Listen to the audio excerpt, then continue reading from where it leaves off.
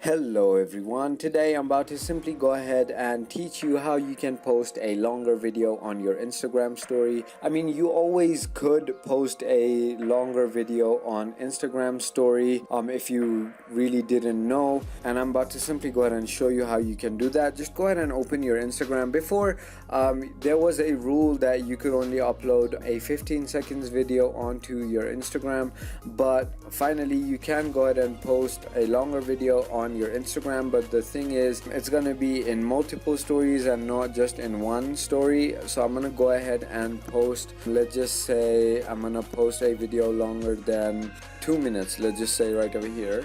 So as you can see, I just put my 2 minutes long video onto my story, and what Instagram is going to do is it's basically going to split your videos into 4 parts and then just go ahead and put the video. So it's going to be 30 30 30 30, and your whole video is going to be posted onto the story as 4 stories and not 1 story. So that is the only disadvantage you have. You can't go ahead and post only 1 story for a minute long video or something like that. So if you thought this video was informational, feel free to hit that subscribe button, hit that like button, and comment down below if it helped you out. And with that being said, thank you so much for watching.